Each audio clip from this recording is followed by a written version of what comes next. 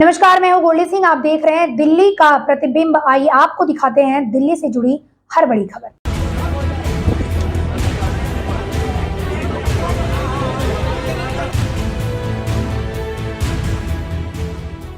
दिल्ली के करोल बाग से सटे बापानगर इलाके में बुधवार सुबह 20 वर्ग गज में बना 5 मंजिला मकान चंद मिनटों में ढह गया और सब कुछ मलबे में तब्दील हो गया। हादसे में 4 लोगों की मौत हो गई है, जबकि 14 लोग घायल बताए जा रहे हैं। अचानक इमारत के ढहने से बापानगर की तंग गलियों में भगदड़ मच गई। जान बचाने के लिए लोग भागने लगे। चारों तरफ चीख पुकार मच गई। लोग मदद के लिए चिल्लाने लगे। देखते ही देखते वहां पर काफी संख्या में लोग इकट्ठा हो गए। 6 फीट की गली होने के कारण राहत बचाव कार्य में काफी दिक्कतों का सामना करना पड़ा। वहां के स्थानीय निवासी ने बताया कि हादसे के वक्त घर में मौजूद था, तभी अचानक तेज आवाज आई। पहले छोटा सा हिस्सा गिरा, थोड़ी देर बाद पूरी इमारत ढह गई। दमकल विभाग के एडीओ रविंद्र सिंह का कहना है कि बचाव कार्य में काफी दिक्कतों का सामना करना पड़ रहा है। यहाँ पर संकरी गलियां थी, जिसकी वजह से मलबा हाथ से ही उठाकर ढोना पड़ रहा था। इसके अलावे आसपास मलबा रखने की जगह भी नहीं थी। उन्होंने बताया कि इमारत गिरने से बगल की भी इमारत को नुकसान पहुंचा था। बचाव अभियान में दमकल विभाग के 50 कर्मचारी लगाए गए थे। जब मलबे के नीचे और भी लोगों के फंसे होने की सूचना मिली तो द्वारका और गाजियाबाद से एनडीआरएफ की टीम बुलाई गई। इस टीम में 40 सदस्य शामिल थे। इनके पास लाइव डिटेक्टर और स्निफर डॉग्स भी थे। वहीं घायल हुए 11 लोगों को इलाज दिल्ली के राम मनोहर लोहिया अस्पताल में चल रहा है। डॉक्टरों का कहना है कि इनकी हालत अब स्थिर है। हादसे के शिकार लोगों के लिए दिल्ली सरकार ने मुआवजे की घोषणा की है। दिल्ली की अगली सीएम आतिशी ने मृतकों के परिजनों के लिए 10-10 लाख और घायलों को उनकी चोटों की गंभीरता के अनुसार मुआवजे का ऐलान किया। साथ ही उन्होंने घायलों से जाकर अस्पताल में मुलाकात भी की। करोल बाग में एक बिल्डिंग के कोलैप्स होने से काफी लोग जो उस बिल्डिंग में रहते थे वो उस बिल्डिंग के टूटने से दब गए। तकरीबन 15-16 लोगों को उस बिल्डिंग से रेस्क्यू किया गया। वो अभी उनका इलाज यहाँ पे आरएमएल हॉस्पिटल में चल रहा है। कुछ लोगों का इलाज लेडी हार्डिंग हॉस्पिटल में चल रहा है। हम सबके लिए दुख की बात है कि उसमें 4 लोगों की मृत्यु भी हो गई है। उनमें से काफी वैसे तो दिल्ली के बाहर के रहने वाले थे। मैं अभी यहाँ पे आके अस्पताल में सब पेशेंट से भी मिली हूँ। जिन लोगों की डेथ हुई है उनके परिवारों से भी मिली हूँ। दिल्ली सरकार की तरफ से जिनकी मृत्यु हुई है उनके परिवारों को और जिनको इंजरीज हुई हैं उनको पूरा सपोर्ट दिया जाएगा।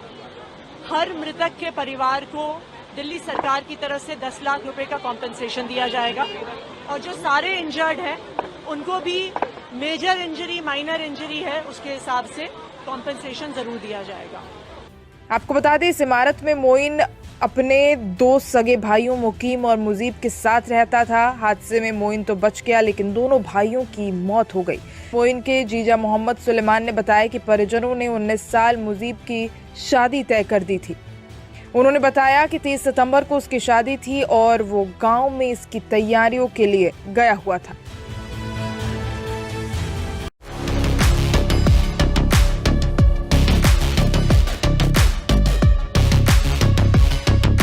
अयोध्या के राम जन्मभूमि परिसर में सफाई करने वाली सफाई कर्मी से गैंगरेप का मामला अब तूल पकड़ता हुआ नजर आ रहा है। पीड़िता ने लखनऊ में समाजवादी पार्टी चीफ अखिलेश यादव से मुलाकात की है। बता दें कि इस मामले को लेकर समाजवादी पार्टी सत्ता पक्ष बीजेपी पर खूब हमलावर रही है। समाजवादी पार्टी अध्यक्ष अखिलेश यादव ने पीड़िता से मुलाकात कर उसे हर संभव मदद का भरोसा दिया है। यही नहीं बल्कि उन्होंने योगी सरकार पर निशाना भी साधा है। पीड़िता के मुताबिक उसकी किसी तरीके से सहायता नहीं की जा रही है। उसने बताया कि समाजवादी पार्टी अध्यक्ष ने मदद का आश्वासन दिया है। पीड़िता के मुताबिक 16 से 25 अगस्त के बीच उसके साथ दरिंदगी की घटना को अंजाम दिया गया। उसने बताया कि उस वक्त मैं प्रशासन के पास गई थी, लेकिन मेरे साथ महिला थाने की दारोगा ने बुरा बर्ताव किया। इतना ही नहीं बल्कि दारोगा ने उसे गाली गलौज करके भगा दिया। उच्च अधिकारियों के पास जाने के बाद एफआईआर दर्ज की गई। जब आरोपी की ओर से झूठा साबित करने का प्रयास भी किया जा रहा है। इसके बाद पीड़िता के मुताबिक वो लगातार बड़े अधिकारियों के संपर्क में रही। एफआईआर तक की वापसी का लगातार दबाव बनाया जा रहा है। माँ बाप के ऊपर केस वापसी का दबाव डालकर धमकी दी जा रही है कि अगर नहीं लिया गया तो इज्जत नहीं बचेगी। गौरतलब है कि कुछ ही दिनों में यूपी में उपचुनाव होना है। वहीं इस मुलाकात के बाद समाजवादी पार्टी के आधिकारिक हैंडल से एक्स पर पोस्ट कर लिखा गया, अयोध्या में राम मंदिर में साफ सफाई का काम करने वाली सत्ता संरक्षित अपराधियों द्वारा सामूहिक बलात्कार का शिकार हुई पीड़िता छात्रा ने माननीय राष्ट्रीय अध्यक्ष श्री अखिलेश यादव से मुलाकात की। इसके साथ ही घटना की पूरी जानकारी ली। मुख्यमंत्री अपराधियों को संरक्षण देना बंद करें, सभी आरोपियों के विरुद्ध कार्रवाई हो, पीड़िता के साथ हो न्याय, मिले सुरक्षा, पुनः मंदिर में दी जाए नौकरी। आपको बता दें कि अयोध्या में दोस्ती के विश्वास के गैंगरेप का शिकार बनी युवती द्वारा लगाए गए आरोप स्थानीय पुलिस के खिलाफ बेहद गंभीर बताए जा रहे हैं। पीड़ित युवती ने पुलिस का सहयोग न मिलने और आरोपियों द्वारा धमकाने का भी आरोप लगाया है। पीड़िता के मुताबिक एक युवक जो उसका दोस्त था, उसने अपने दोस्तों के साथ मिलकर गैंगरेप किया। रेप के बाद वो ब्लैकमेलिंग भी करने लगा और इसी बहाने कई बार और दुष्कर्म किया। पीड़िता ने अयोध्या पुलिस पर भी कई तरीके के गंभीर आरोप लगाते हुए कहा कि पुलिस ने मेरी शिकायत को एप्लीकेशन में बदलवाया और फिर मेरे माता पिता पर पैसे लेने का दबाव भी बनाया। गौरतलब है कि इससे पहले समाजवादी पार्टी के एक नेता मोहित खान पर भी रेप करने का आरोप लगा था, जिसके बाद बीजेपी सपा पर खूब हमलावर रही। अब एक बार फिर से दोनों पार्टियां आमने सामने हैं और एक दूसरे पर हमलावर है। हालांकि अयोध्या में मासूम से दरिंदगी के आरोप पर बुलडोजर का एक्शन हो गया था, जिसके बाद समाजवादी पार्टी ने कई मसलों को लेकर सवाल खड़े किए थे। खुद मुख्यमंत्री योगी आदित्यनाथ इस खबर को लेकर समाजवादी पार्टी पर निशाना साधते हुए नजर आए। ऐसे में देखना दिलचस्प हो जाता है कि क्या अब इस मामले पर कोई कार्रवाई होगी या फिर राजनीति। अपने संस्कार के अनुरूप धर्माचार्यों को ये माफिया बोलते हैं। इनकी प्रवृत्ति तो देखो, औरंगजेब की आत्मा सचमुच इनके अंदर घुस चुकी है। भू माफिया, वन माफिया, पशु माफिया या संगठित अपराध में संलिप्त माफिया को के सामने ये लोग घुटना टेक करके नाक रगड़ने का काम करते थे। अगर किसी ने युवाओं के सपने में रोड़ा बनने का काम किया तो उस रोड़े को जबरन हटाने का काम करके, उस बैरियर को जबरन हटाने का काम सरकार करेगी। जब भी जनता जनार्दन ने शक्ति दी है तो इन्होंने उस शक्ति का दुरुपयोग किया है, वैसे ही जैसे किसी कालखंड में भस्मासुर ने किया था। आपकी ताकत से ही आपकी आस्था पर प्रहार। अगर केंद्र में कांग्रेस की सरकार हिंदुओं को दबाने के लिए सांप्रदायिक विरोधी कानून लाने का काम कर रही थी, देश में राम सेतु को तोड़ने का कार्य कर रही थी, अयोध्या में राम मंदिर के मार्ग में बाधक बन रही थी, देश के अंदर कश्मीर में उग्रवाद को पनपा रही थी, देश की सुरक्षा में सेल लगाने का काम कर रही थी, तो समाजवादी पार्टी भी तो उसी के नक्शे कदम पर चल रही थी, उसी नक्शे कदम पे चल रही थी। गुंडागिर्दी की चरम, अराजकता की चरम, हर दूसरे तीसरे दिन एक दंगा, हर माफिया के साथ इनके रिश्ते, और समाजवादी पार्टी तो ये माफिया और अपराधियों के सामने, दुर्दांत माफिया और अपराधियों के सामने नाक रगड़ते थे और अपने संस्कार के अनुरूप धर्माचार्यों को ये माफिया बोलते हैं। इनकी प्रवृत्ति तो देखो, औरंगजेब की आत्मा सचमुच इनके अंदर घुस चुकी है। औरंगजेब की आत्मा इस कदर घुस चुकी है कि भारत की धर्म और संस्कृति के प्रतीक धर्माचार्य को ये माफिया कहते हैं, और जो संगठित अपराध में लिप्त थे, भू माफिया, वन माफिया, पशु माफिया या संगठित अपराध में संलिप्त माफिया को के सामने ये लोग घुटना टेक करके नाक रगड़ने का काम करते थे। युवाओं का शोषण करते थे, किसानों को आत्महत्या करने के लिए मजबूर करते थे, व्यापारियों को प्लान करने के लिए मजबूर करते थे और इन्हीं के कारण कैराना जैसी घटनाएं घटित हुई। कैराना से व्यापारियों को, हिंदुओं को प्लान करना पड़ा था, कांधला से प्लान करना पड़ा था, बेटी की सुरक्षा खतरे में पड़ गई थी। लेकिन आज मैं कह सकता हूं कि हमारे उत्तर प्रदेश में, नए भारत के नए उत्तर प्रदेश में आज बेटी भी सुरक्षित है और साथ साथ व्यापारी का भी सम्मान है।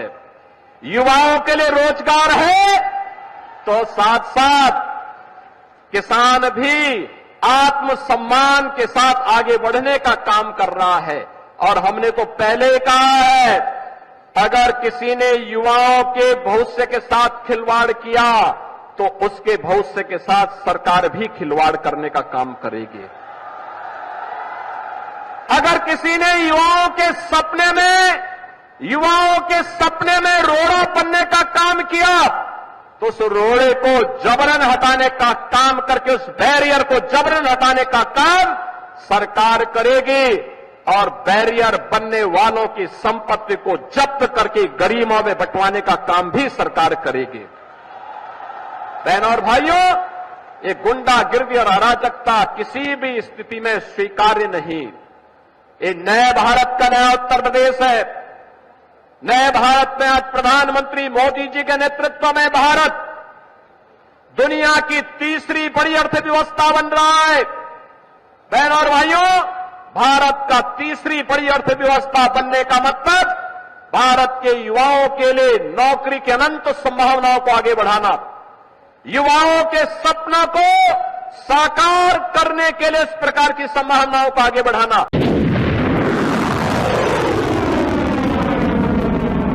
इजराइल के खिलाफ हो गया है जंग का ऐलान।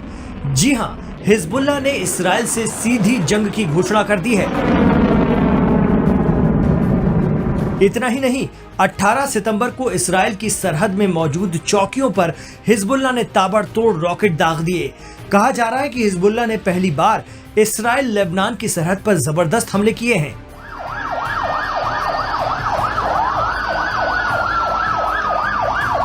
सत्रह सितंबर को साउथ लेबनान और राजधानी बेरूत के आसपास बड़े पैमाने पर हुए पेजर धमाकों से बौखलाए हिजबुल्लाह ने इजराइल को सबक सिखाने का फैसला लिया है। हालांकि इजराइल ने पेजर ब्लास्ट में अपनी शमूलियत पर कुछ नहीं कहा, लेकिन ईरान, हिजबुल्लाह, हूती बागियों सहित ईरान हिमायती सभी तंजीमों ने इसके लिए इजराइल को ही मोरिद इल्जाम ठहराया है और अब उस पर बड़े हमले करने का फैसला लिया है। लेबनान पेजर धमाकों में हिजबुल्लाह के 30 से ज्यादा लड़ाके मारे गए हैं, साथ ही 2500 से ज्यादा लोग जख्मी हुए हैं। ये पेजर्स कैसे फटे, इसको लेकर हिजबुल्लाह ने कोई बयान नहीं दिया है।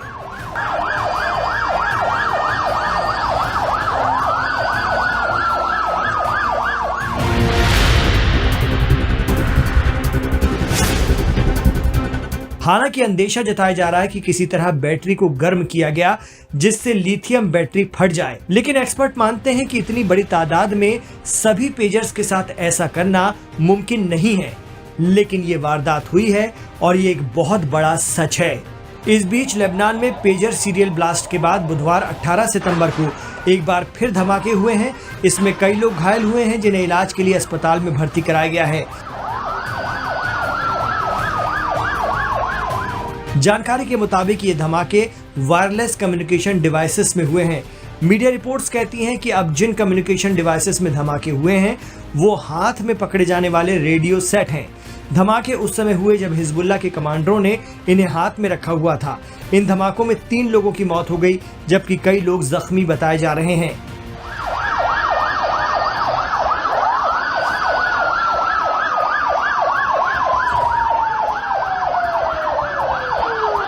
हिजबुल्लाह के साथ बढ़े तनाव और हमलों के मद्देनजर इजराइल डिफेंस फोर्सेस ने अपने 98 डिवीजन को नॉर्थ इजराइल में तैनात करने का फैसला किया है।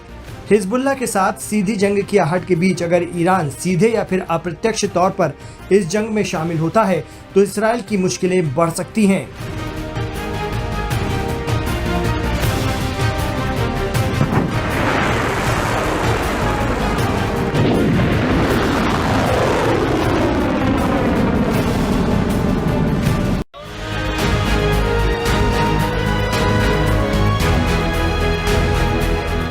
वक्फ बोर्ड की शक्तियों को सीमित करने के मकसद से लाए गए वक्फ संशोधन बिल जब से संसद के पटल पर आया है, इसका विरोध विपक्ष ने किया है।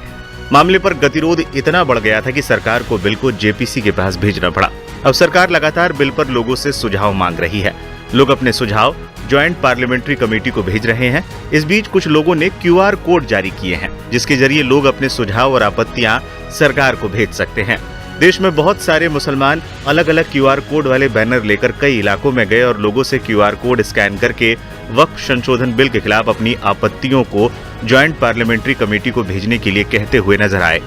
बड़ी संख्या में मुस्लिम समाज के लोग बिल के खिलाफ ईमेल भेजकर अपनी आपत्तियां दर्ज करा रहे हैं।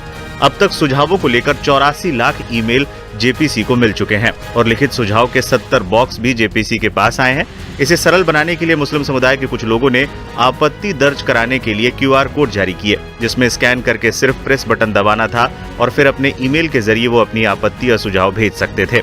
इस बीच दावा ये किया गया कि भगोड़े जाकिर नाइक जैसे कट्टरपंथी विदेशों में बैठकर भारत के मुसलमानों को वक्फ बिल के खिलाफ भड़का रहे हैं। उनसे ये कह रहे हैं कि अगर वक्फ बिल लागू हो गया तो सरकार मुसलमानों से उनकी मस्जिदें और कब्रिस्तान छीन लेगी। इसी को लेकर भारत में बहुत सारे मुसलमान इस समय अलग अलग QR कोड वाले बैनर लेकर कई इलाकों में जा रहे हैं और इन QR कोड को स्कैन करके वक्फ बिल के खिलाफ अपनी आपत्तियों को जेपीसी को भेजने के लिए कह रहे हैं। मामले पर बीजेपी सांसद और जेपीसी के सदस्य जगदम्बिका पाल ने भी बयान दिया था। जाकिर में अपील अगर कर रहा है तो उसका इस जेपीसी से कोई वास्ता नहीं और जेपीसी का किसी कैंपेन से भी कोई वास्ता नहीं है और न जेपीसी ने कोई QR कोड जारी किया। अब इसके विरोध में हिंदू समुदाय के लोगों ने भी एक स्कैन अभियान शुरू किया है, जिसमें गुजरात के गणेश जी के पंडालों में ऐसे QR कोड लगाए गए जिन्हें स्कैन करके लोग वक्फ बिल के समर्थन में अपनी राय जेपीसी को भेज सकते हैं। हैदराबाद के बीजेपी नेता टी राजा सिंह भी लोगों से ये अपील करते नजर आ चुके हैं। बता दें, गणेश चतुर्थी के दौरान भी कई पंडालों में ये QR कोड लगे हुए देखे गए थे। जेपीसी ने सुझाव देने की आखिरी तारीख 16 सितंबर रात 12 बजे तक के लिए बढ़ा दी थी।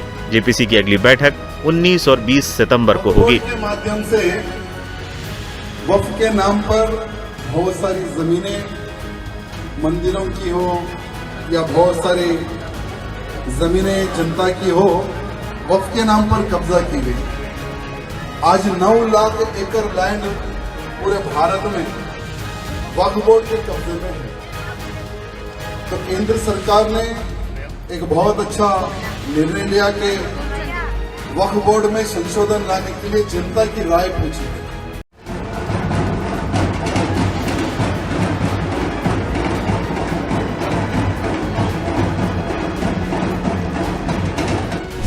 मंगलवार को हैदराबाद की चार मीनार के पास उस वक्त हंगामा मच गया जब कुछ स्थानीय लोगों ने बुर्का पहनी एक महिला को उसके प्रेमी के साथ चार मीनार थाना क्षेत्र में घूमते हुए पकड़ा। दरअसल लोगों को महिला के हाव भाव पर शक हुआ। पड़ताल के लिए जब स्थानीय लोग आगे आए और पूछताछ की तो पता चला कि लड़की का नाम M श्रुति है। पूछताछ में पुरुष मित्र का नाम श्रीकांत बताया गया। ऐसे में स्थानीय लोगों को शक हुआ कि कोई हिंदू लड़की बुर्का क्यों पहने हुए है। इसके बाद लोगों ने दोनों से आगे की पूछताछ करनी चाहिए, लेकिन दोनों ने उनके सवालों का जवाब नहीं दिया। इसके बाद पुलिस को सूचित किया गया।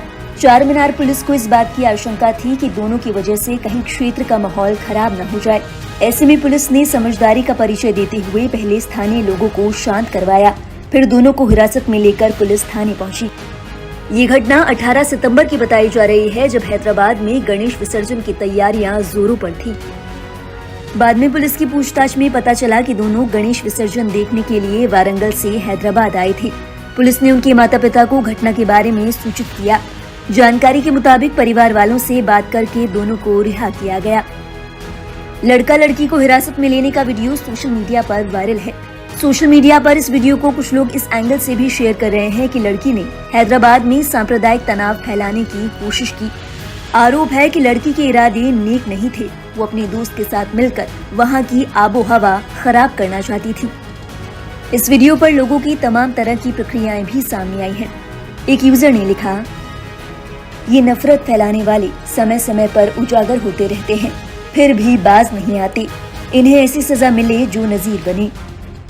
एक अन्य यूजर ने लिखा, ऐसी चीजों से ही पता चलता है कि दंगा खुद अपने ही करते हैं। दंगे का नामकरण हिंदू मुस्लिम कर दिया जाता है। इसी कड़ी में एक और यूजर लिखते हैं, इन दोनों को कड़ी सजा मिलनी चाहिए। माहौल खराब करने की अनुमति किसी को नहीं होनी चाहिए। हालांकि इन आरोपों को लेकर पुलिस की ओर से कोई आधिकारिक पुष्टि नहीं की गई है। 17 सितंबर का दिन राजधानी दिल्ली के लिए बेहद अहम दिन रहा है। सियासी उठापटक के बाद केजरीवाल ने सीएम पद से इस्तीफा दिया और आतिशी दिल्ली की नई मुख्यमंत्री बनना तय हो गया है। ऐसा कहा जा रहा है कि सब कुछ तय रणनीति के अनुसार हुआ।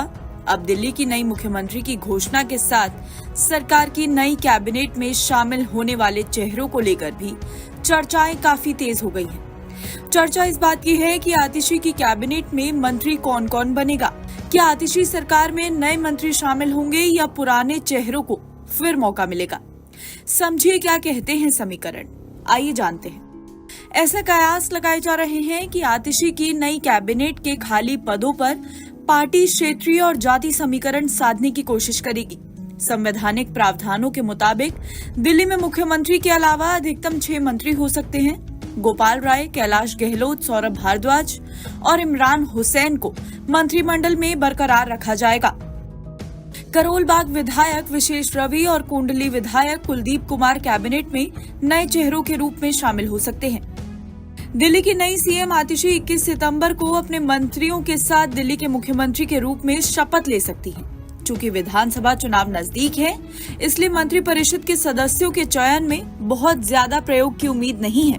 पुराने चेहरों को निश्चित रूप से बरकरार रखा जाएगा, जबकि 2 नए मंत्री शामिल हो सकते हैं। वहीं अरविंद केजरीवाल ने मंगलवार को दिल्ली के उपराज्यपाल विनय कुमार सक्सेना को अपना इस्तीफा सौंप दिया है। आतिशी, जिन्हें पहले विधानसभा में आप विधायक दल का नेता चुना गया था, उन्हें नए सरकार बनाने का दावा पेश किया। दिल्ली सरकार के नए मंत्रिमंडल में इस्तीफे से खाली हुई रिक्तियों को भरने के लिए विशेष रवि या कुलदीप कुमार को शामिल किया जा सकता है। आप सूत्रों ने ऐसा दावा किया है कि तत्कालीन समाज कल्याण मंत्री राजकुमार आनंद की जगह ये पद खाली पड़ा है। आनंद ने इस साल अप्रैल में केजरीवाल सरकार और आम आदमी पार्टी से इस्तीफा दे दिया था। आतिशी को मुख्यमंत्री बनाए जाने के बाद खाली हुई जगहों को भरने के लिए पार्टी विधायकों जरनैल सिंह, दुर्गेश पाठक, सोमनाथ भारती और संजीव झा के नाम चर्चा में हैं। पार्टी सूत्रों ने बताया है कि दिल्ली के उपराज्यपाल ने केजरीवाल का इस्तीफा राष्ट्रपति द्रौपदी मुर्मू को भेज दिया है और 21 सितंबर को आतिशी के शपथ ग्रहण की तारीख प्रस्तावित की गई है। दिल्ली के मंत्रिपरिषद में मुख्यमंत्री सहित 7 सदस्य हैं। नए मुख्यमंत्री और कैबिनेट में 2 नए सदस्यों का कार्यकाल संक्षिप्त होगा, क्योंकि दिल्ली विधानसभा चुनाव अगले साल फरवरी में होने हैं। केजरीवाल सरकार में आतिशी के पास शिक्षा, वित्त, राजस्व, पीडब्ल्यूडी और बिजली समेत 13 विभाग थे। दिल्ली की नई सीएम के रूप में शपथ लेने के बाद नई सरकार 26 और 27 सितंबर को दिल्ली विधानसभा के विशेष सत्र में विश्वास मत हासिल करेगी। This is a solution in search of a problem. इसको अगर डिस्क्राइब करना है, this is a solution in search of a problem. Narendra Modi का पूरा गेम प्लान यही है कि नेशनल पार्टीज रहे और दूसरे तमाम रीजनल पार्टीज, छोटे पार्टीज हमेशा के लिए खत्म हो जाएं। बीजेपी की आइडियोलॉजी आरएसएस की हमेशा ही रही है कि वो रीजनल पार्टीज को नहीं चाहते। हर थोड़े महीने के बाद इलेक्शन होना, ये भारत के गरीबों का फायदा है। इसमें जब कभी भी चुनाव होता है, नरेंद्र मोदी पीछे हटते हैं। जनता के हित में कोई ना कोई फैसला लेना पड़ता है उनको। चाहे पेट्रोल की कीमतें कम हो जाती हैं, कुछ ना कुछ उनको किसानों को देना पड़ता है। तो ये इलेक्शन होना जरूरी है। अब होते कौन है टाइम खत्म करने वाले? एक लेजिस्लेचर होगा, विधानसभा, तो उसका टाइम होगा ना, टाइम पर चलेगा, वो अपने टाइम पर खत्म होगा। आप कौन होते उसका टाइम खत्म करने के लिए? अच्छा, बीच में अगर सरकार गिर गई, क्या करेंगे आप फिर? ये देखिए, कॉन्स्टिट्यूशन जो है ना, आप एडमिनिस्ट्रेशन को, कॉन्स्टिट्यूशन की जो स्कीम है, आप ये नहीं बोल सकते नहीं पैसे बचाने का। पैसे बचाना तो फिर कल कोई उठ के बोलेगा पुलिस को बंद कर दो, आईपीएस को, कोई बोलेगा कोर्ट में इतना पेंडिंग है। कन्वीनियंस के ऊपर ये सब नहीं करेंगे ना। कॉन्स्टिट्यूशन चलेगा तो कॉन्स्टिट्यूशन प्रिंसिपल्स के ऊपर चलेगा। ये जो कोविड कमेटी बनाई गई थी, उसके सामने भी मैं खुद गया था, जिसमें हमने इस वन नेशन वन इलेक्शन की मुखालिफत की। और हमारा मानना यह है कि this is a solution in search of a problem. इसको अगर डिस्क्राइब करना है, this is a solution in search of a problem. अब ये नहीं बताया जा रहा है कि ये करने की क्यों जरूरत पड़ रही है आपको। सरकार ये बोलती है कि आपके पॉलिसी पैरालिसिस होता है, कॉस्ट एक्सचेकर को खर्चा होता है। पहले तो ये है कि मॉडल कोड ऑफ कंडक्ट किसी पॉलिसी मेकिंग को जो डेवलपमेंटल है और रूटीन इन नेचर है उसको रोकता नहीं है, नंबर 1। दूसरी बात यह है कि इलेक्टोरल डेमोक्रेसी एक पिलर है हमारे भारत के पूरे कॉन्स्टिट्यूशन का। अब ये वीक कंसिडरेशंस पर अगर सरकार, मोदी सरकार ये कह रही है कि हमको पूरे इलेक्शन एक साथ करा देंगे हम, एडमिनिस्ट्रेटिव कन्वीनियंस, इकोनॉमिक वायबिलिटी, तो अगर कॉन्स्टिट्यूशनल रिक्वायरमेंट्स अगर फाइनेंशियल और एडमिनिस्ट्रेटिव कंसिडरेशंस पे होगा तो ये तो अलग कॉन्सिक्वेंसेस होंगे, इसके एब्सर्ड कॉन्सिक्वेंसेस होंगे।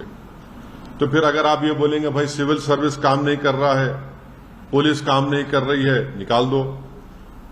जुडिशरी में बहुत से केसेस पेंडिंग है, जुडिशरी को बंद कर दो, तो ये ऐसा नहीं हो सकता है। इसीलिए ये जो वन नेशन वन इलेक्शन की बात नरेंद्र मोदी 2019 से कर रहे हैं, 2019 में जब उनको दोबारा कामयाबी मिली तो उस वक्त ऑल पार्टी मीटिंग हुई थी पार्लियामेंट की, लोकसभा की लाइब्रेरी में।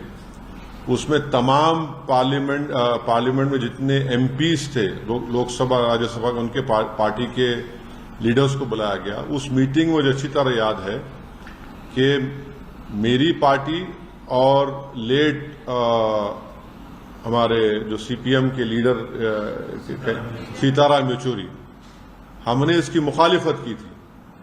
तो नरेंद्र मोदी का पूरा गेम प्लान यही है कि नेशनल पार्टीज रहें और दूसरे तमाम रीजनल पार्टीज, छोटे पार्टीज हमेशा के लिए खत्म हो जाएं। आप देखिए कि अगर नेशनल इलेक्शन होगा तो मुद्दा नेशनल होगा, रीजनल इलेक्शन होगा असेंबली का, विधानसभा का, तो रीजनल मुद्दा होगा। नरेंद्र मोदी ये चाहते हैं कि रीजनल मुद्दा कभी बने ही नहीं। इलेक्शन होगा, अगर हैदराबाद पार्लियामेंट का इलेक्शन होगा तो जाहिर है दिल्ली में जो भी जीत कर जाएगा क्या करेगा। असेंबली का तेलंगाना का इलेक्शन होगा तो भाई आप किसान को क्या देने वाले हैं, हाँ, आप कितने सोशल वेलफेयर के स्कूल्स खोलने वाले हैं, आप हैदराबाद के डेवलपमेंट के लिए क्या करेंगे। तो बीजेपी यही चाहती है कि ये वन नेशन वन इलेक्शन करवाकर रीजनल पार्टीज को कमजोर करके रख दिया जाए। और ये बार बार इनका आर्गुमेंट है कि नहीं, हर थोड़े दिन का इलेक्शन हो रहा है, हर थोड़े महीने के बाद इलेक्शन होना, ये भारत के गरीबों का फायदा है। इसमें फायदा क्यों है बता रहा हूं मैं आपको। जब कभी भी चुनाव होता है नरेंद्र मोदी पीछे हटते हैं, जनता के हित में कोई ना कोई फैसला लेना पड़ता है उनको, चाहे पेट्रोल की कीमतें कम हो जाती हैं, कुछ ना कुछ उनको किसानों को देना पड़ता है। तो ये इलेक्शन होना जरूरी है, क्योंकि जो भी सरकार होगी वो हमेशा अपने खड़े भी रहेगी जनता की खिदमत के लिए। अगर आप 5 साल के बाद पूरा चुनाव कराएंगे तो जनता का जो वोट का बार्गेनिंग पावर है हमेशा के लिए खत्म हो जाएगा। अब हरियाणा को चुनाव हो रहा है, महाराष्ट्र को चुनाव हो रहा है। नरेंद्र मोदी ने कितने मर्तबा जाकर महाराष्ट्र में इनॉग्रेशन किया बताइए, कितने मर्तबा जाकर ये डेवलपमेंट वो डेवलपमेंट का काम मैं कर रहा हूं, फाउंडेशन डाल रहा हूं। तो इससे भारत के गरीब मतदानों का, स्टेट्स का बहुत बड़ा नुकसान होगा। और कॉन्स्टिट्यूशन का बेसिक स्ट्रक्चर का हिस्सा है। आप एक लेजिस्लेचर का एक टाइम है। अब तेलंगाना का इलेक्शन होगा 28 में, पार्लियामेंट का इलेक्शन होगा 29 में, अब महाराष्ट्र का इलेक्शन होगा अभी नवंबर में, 5 साल के बाद होगा, 29 में होगा। बिहार का इलेक्शन होगा बाद में होगा। आप कैसे सबको उसका टाइम कैसे खत्म करेंगे। आप होते कौन है टाइम खत्म करने वाले। एक लेजिस्लेचर होगा, विधानसभा, तो उसका टाइम होगा ना, टाइम पर चलेगा, वो अपने टाइम पर खत्म होगा। आप कौन होते उसका टाइम खत्म करने के लिए। अब जीएचएमसी का है, अब उसका टेन्योर खत्म होने वाला है। आप बोलेंगे नहीं हम एक साथ कैसे कराएंगे, आप क्यों कराएंगे? अच्छा, बीच में अगर सरकार गिर गई क्या करेंगे आप? फिर क्या करेंगे आप? तो ये भारत के जमहूरियत के लिए, भारत की फेडरलिज्म के लिए, भारत के संविधान के बेसिक स्ट्रक्चर के लिए ये ठीक नहीं है, और गरीब जनता के लिए ठीक नहीं है, किसानों के लिए ठीक नहीं है, युवाओं के लिए ठीक नहीं है। पैसे तो हर इलेक्शन के लिए अलॉकेट होते हैं ना। विधान अब बिहार का या हरियाणा का हो रहा है, उसके लिए तो कश्मीर का हो रहा है तो पैसे अलॉट हो रहे हैं, महाराष्ट्र का होगा पैसे अलॉट होंगे, और फिर उसके बाद झारखंड का पैसे अलॉट होंगे। तो ये नहीं, ये देखिए कॉन्स्टिट्यूशन जो है ना, आप एडमिनिस्ट्रेशन को कॉन्स्टिट्यूशन की जो स्कीम है, आप ये नहीं बोल सकते नहीं पैसे बचाने का। पैसे बचाना तो फिर कल कोई उठ के बोलेगा पुलिस को बंद कर दो, आईपीएस को, कोई बोलेगा कोर्ट में इतना पेंडिंग है। कन्वीनियंस के ऊपर ये सब नहीं करेंगे ना। कॉन्स्टिट्यूशन चलेगा तो कॉन्स्टिट्यूशन प्रिंसिपल्स के ऊपर चलेगा। तो बेसिकली नरेंद्र मोदी सिर्फ, क्योंकि बीजेपी की आइडियोलॉजी आरएसएस की हमेशा ही रही है कि वो रीजनल पार्टीज को नहीं चाहते, इसीलिए वन नेशन वन इलेक्शन का एक मार रहे हैं तुग्गा। हम तो इसकी मुखालिफत किए हैं और मुखालिफत करेंगे, अपोज करेंगे। उत्तर प्रदेश के मथुरा में बुधवार रात एक बड़ा रेल हादसा हो गया। आगरा दिल्ली रेल ट्रैक पर कोयला लेकर जा रही मालगाड़ी वृंदावन रोड स्टेशन से 800 मीटर आगे जाकर बेपटरी हो गई। मालगाड़ी के 25 वैगन एक दूसरे पर चढ़ गए, जिसकी वजह से पटरियों पर कोयला फैल जाने के कारण दिल्ली आगरा रूट के 3 ट्रैक बाधित हो गए। बताया जा रहा है कि रात करीब 9:30 बजे यह हादसा हुआ। रेलवे और पुलिस के अधिकारी मौके पर हैं। ट्रैक को चालू वापस से करने का काम जारी है। हालांकि हादसे के बाद रेलवे की तरफ से 14 ट्रेनों को निरस्त किया गया है, जबकि 3 ट्रेनों को आंशिक रूप से निरस्त किया गया है। रेलवे की तरफ से बताया गया कि बुधवार को आगरा मंडल के मथुरा पलवल खंड के वृंदावन और अजय स्टेशन के बीच पलवल की दिशा में जा रही कोयला लदी मालगाड़ी पटरी से उतर गई, जिसकी वजह से रूट की 4 में से 3 लाइनें बाधित हो गयी। इस हादसे में किसी प्रकार की जानमाल की हानि नहीं हुई है। हालांकि ट्रैक बाधित होने की वजह से कई ट्रेनों को आंशिक और पूर्ण रूप से निरस्त किया गया है। 9 बजे करीब में ये सूचना मिली थी कि एक जो मालगाड़ी ट्रेन है जो इधर जा रही थी, दिल्ली साइड में जा रही थी, उसका डिरेलमेंट हो गया है। तो उस पर सूचना पर तत्काल वहाँ जीआरपी के लोग, आरपीएफ, सिविल पुलिस पहुंची थी। इसमें पूरा जो डिब्बा है वो इंटेक्ट है, और उसका गार्ड के जो डिब्बा है वो इंटेक्ट, बीच के जो डिब्बे हैं जिसमें कोयला लगा हुआ था वो डिरेलमेंट हुआ है। बाकी सभी लोग यहाँ मौके पर मौजूद हैं, कोई यहाँ पर और कोई बात है नहीं। बाकी सभी जो टीम जिसमें कार्रवाई कर रही है। अभी वो उनकी जो टीम है, जो रेलवे की टीम है, वो अपना छानबीन कर रही है। सिविल पुलिस जो यदि उनको हमारे कोई असिस्टेंस चाहिए तो हम उनको प्रोवाइड करेंगे। नहीं, कोई जनहानि नहीं है, कोई बात नहीं है। दो इसमें जो इंजन के जो है पायलट और उसके साथ में वो भी पूरा इंजन सुरक्षित है, और जो हमारे गार्ड के जो डिब्बा है वो सुरक्षित है। इस हादसे को लेकर कांग्रेस की तरफ से ट्वीट करते हुए सरकार को घेरा गया। डिरेल मालगाड़ी का एक वीडियो साझा करते हुए लिखा गया है, रेल मंत्री जी, एक और छोटी घटना हो गई है। यूपी के मथुरा में मालगाड़ी के कई डिब्बे पटरी से उतर गए। आप तक ये खबर पहुंच ही गई होगी, फिर क्या है, फटाक से रील बना लीजिए। बता दें कि उत्तर प्रदेश के मथुरा में बुधवार को एक मालगाड़ी पटरी से उतरी है। जानकारी के अनुसार ये मालगाड़ी झांसी से सुंदरगढ़ जा रही थी। यह हादसा वृंदावन के पास हुआ है। आगरा रेलवे मंडल के अधिकारियों की तरफ से बताया गया कि 25 डिब्बे बेपटरी हुए हैं। कई ट्रेनों का रूट भी प्रभावित हुआ है। साथ ही ये भी बता दें कि मालगाड़ी के बेपटरी होने की 1 हफ्ते में ये 7वीं घटना है। मिली जानकारी के अनुसार इस रेल हादसे में लाइन सप्लाई व खंभे भी टूट गए हैं। बताया जा रहा है कि रेलवे ट्रैक को ठीक करने में कम से कम 10 से 12 घंटे लगेंगे। हादसे की सूचना मिलते ही रेलवे के अधिकारी मौके पर पहुंचे। हालांकि गनीमत रही कि इस हादसे में किसी के हताहत होने की खबर नहीं है। बना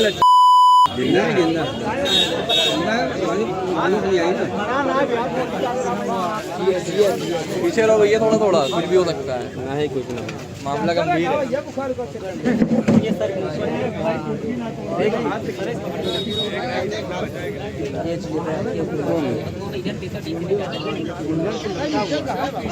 अपने नीचे से निकल जाए।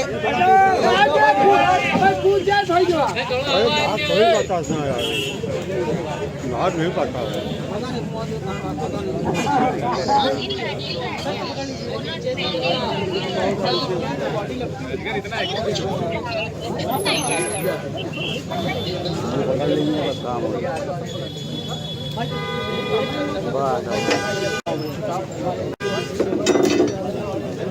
सीधा करना होगा।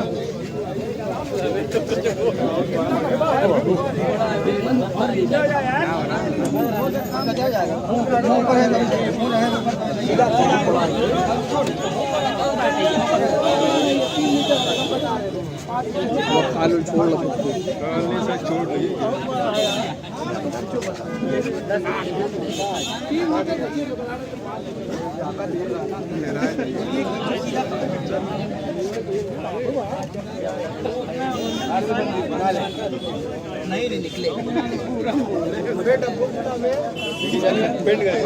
बेंड कर देगा।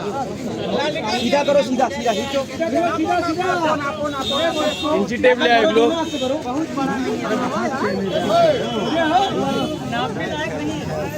सीधा करना वरना लपट जाएगा। एरमान पकवान खाइयो। कोई बोरा खोलेगा? हाँ ये खोल भाई, पूछ डाला जाता है, पूछ सीधा कर भाई, सीधा कर।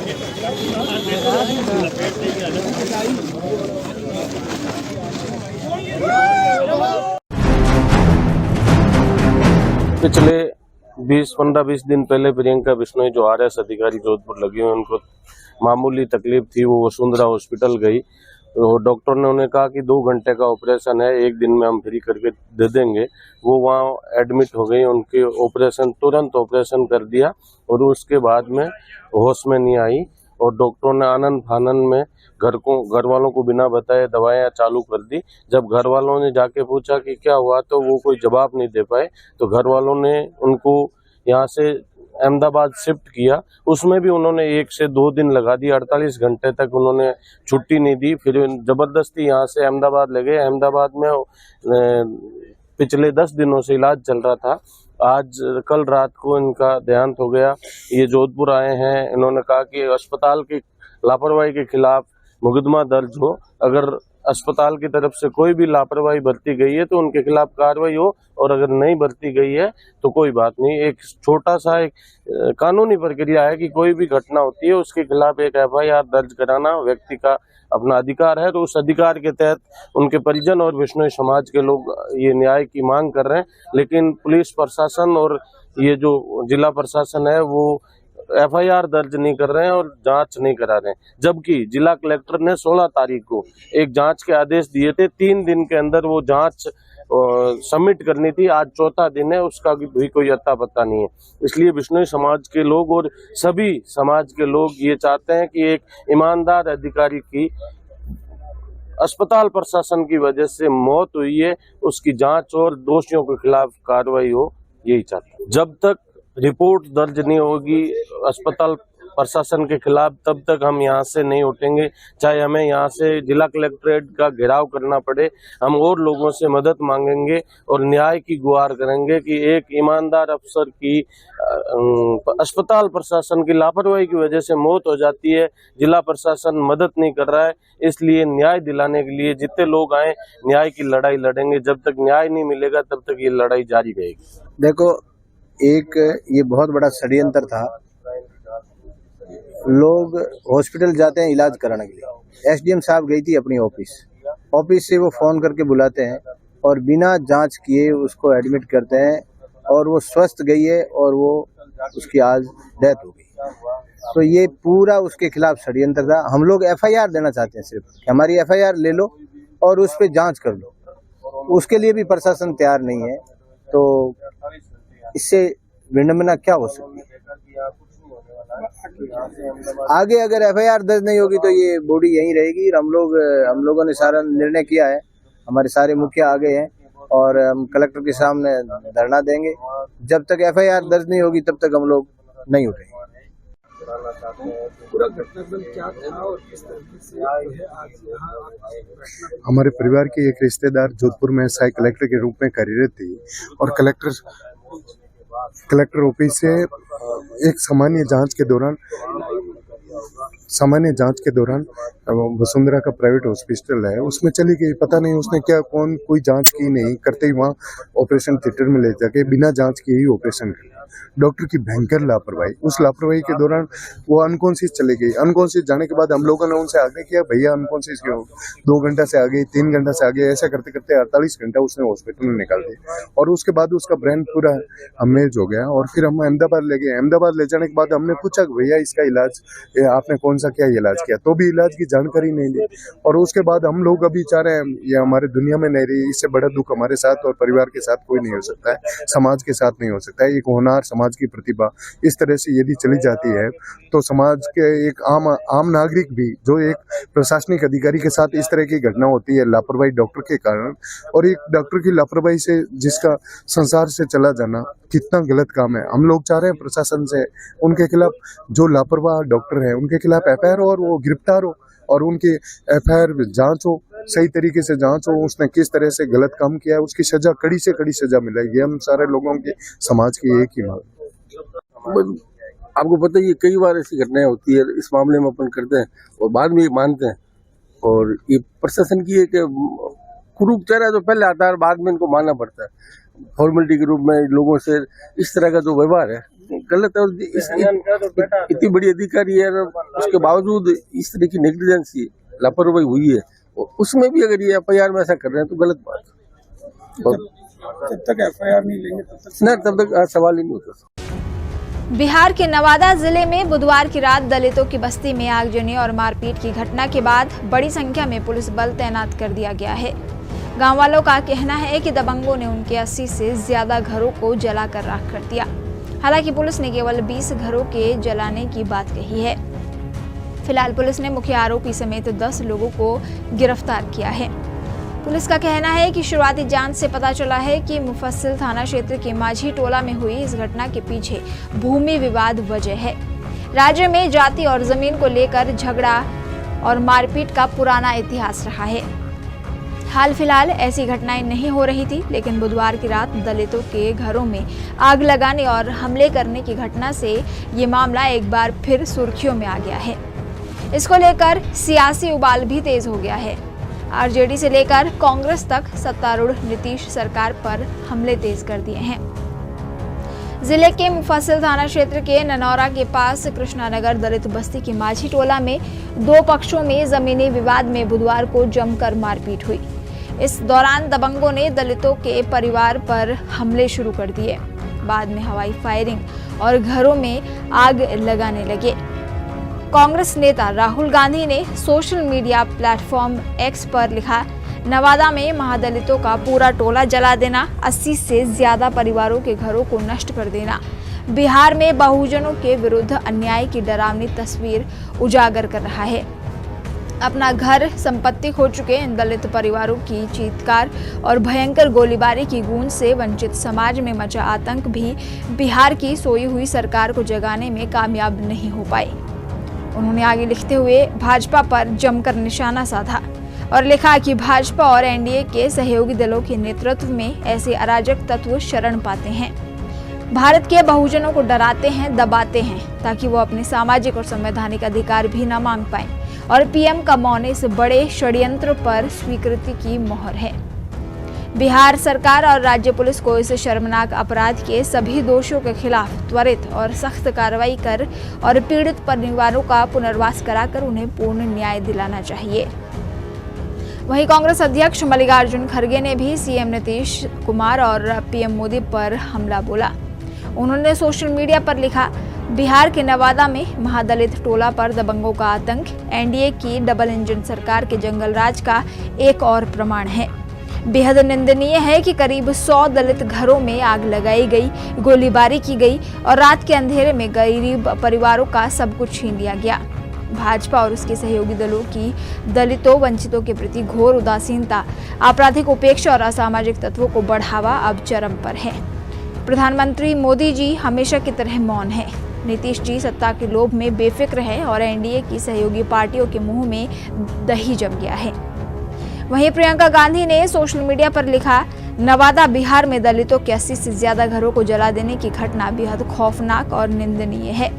दर्जनों राउंड फायरिंग करते हुए इतने बड़े पैमाने पर आतंक मचाकर लोगों को बेघर कर देना ये दिखाता है कि प्रदेश में कानून व्यवस्था पूरी तरह ध्वस्त हो चुकी है। आम ग्रामीण गरीब असुरक्षा और खौफ के साए में जीने को मजबूर है।